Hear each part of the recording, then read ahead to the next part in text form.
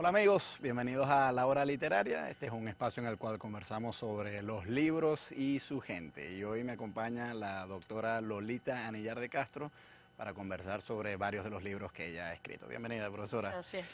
Usted es autora de La Criminología de la Liberación, La Criminología de los Derechos Humanos, y este es un manual para cursos de criminología que se llama Resumen gráfico del pensamiento criminológico y su reflejo institucional. Hay varias escuelas en criminología, varias teorías. Nos interesaría empezar un recorrido de cuáles son las En tendencias. realidad hay varias criminologías, más que escuelas son criminologías diferentes. Y es una de las cosas que la gente normalmente no sabe.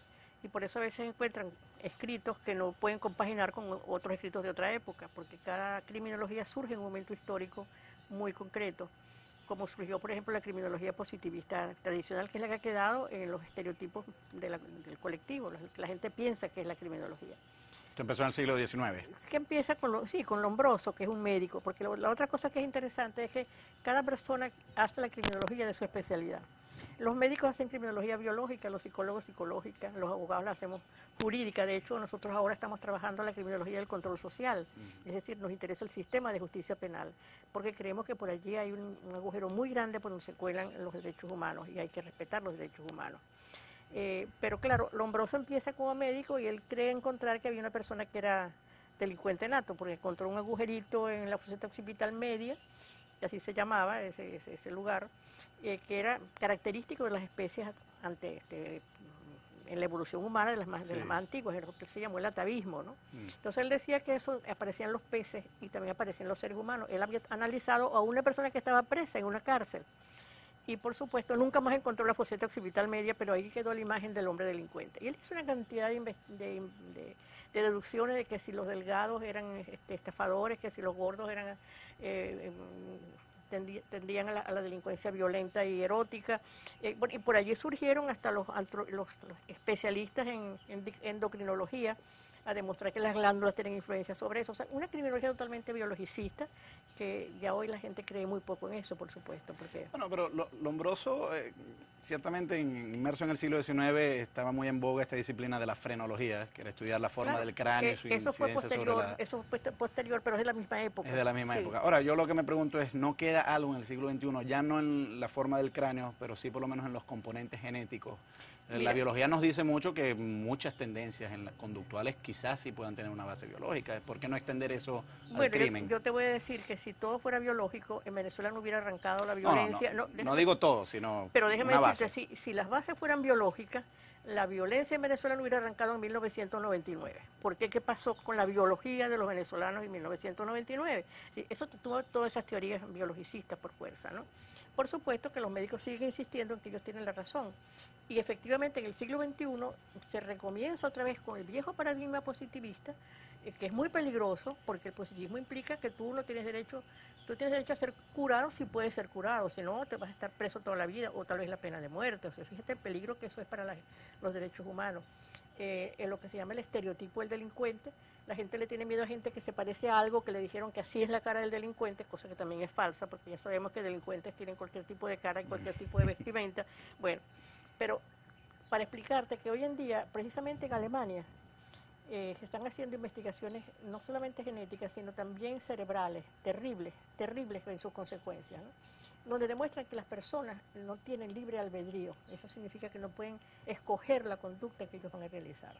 Porque el cerebro, dice, produce una información que ha sido previamente controlada biológicamente, o sea que la persona no puede escoger su conducta. Si eso es así, las penas van a ser indeterminadas, no van a tener duración indefinida, o tal vez vendrá la pena de muerte. Fíjate lo grave que es, o van a estar para toda su vida presos, ¿verdad?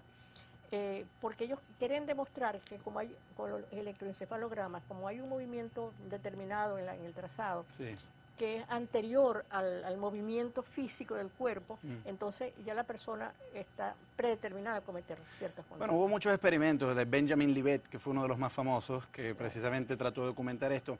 Yo veo aquí una dificultad. Ciertamente esto tiene implicaciones muy peligrosas, pero si la ciencia llegase a demostrar algo como eso, la verdad es la verdad.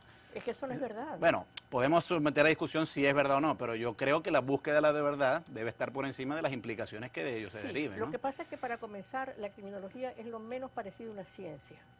Los biologicistas y los médicos y los psiquiatras, algunos psiquiatras, porque hay lo que se llama la antipsiquiatría también, que es una cosa totalmente distinta y más parecida a lo que nosotros hacemos en la nueva criminología, ellos piensan efectivamente que todo pasa por el organismo, ¿no? Y eso pues es muy difícil de demostrar porque la ciencia representaría la posibilidad de asociar una causa con un efecto. Eso es lo que se llama hacer una disciplina causal explicativa. Si hay esta causa, hay este efecto. Si no hay esta causa, ese efecto no se produce y viceversa. Pero la sociedad es una cosa muy compleja, sumamente compleja. Y la conducta de las personas es sumamente compleja. Y las definiciones de los delitos, que es una de las cosas más importantes para meter en esta discusión, también son muy relativas. Es decir, las definiciones de lo que es malo y de lo que es bueno depende de una voluntad que es política, que es la voluntad de eso que llaman el espíritu del legislador. A mí me hace mucha gracia esa expresión porque me imagino un fantasmista volando por encima, de verdad, de todos nosotros, así, pajaritos volando, ¿verdad? Bueno, y eso la verdad es muy difícil de decir que ese sea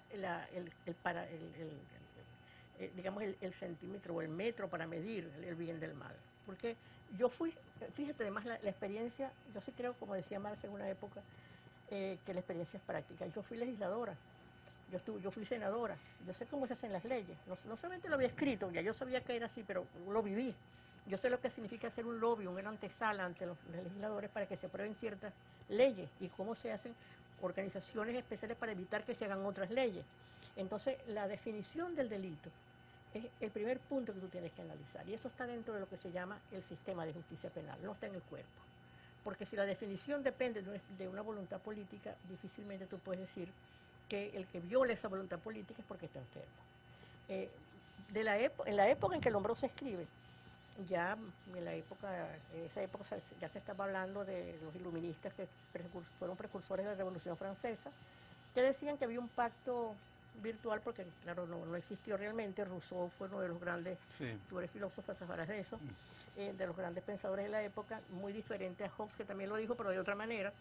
Él creía en una sociedad consensual, en que todo el mundo estaba de acuerdo con lo que se aprobaba como bueno o malo, porque habían delegado su pedacito de libertad en el Estado para que el Estado lo administrara, de manera que la felicidad y la armonía pudiera instalarse en la sociedad. Vamos a ir a hacer una pausa. Al regreso seguimos conversando sobre los distintos libros y la criminología. Hoy me acompaña Lolita Anillar de Castro, ya regresamos.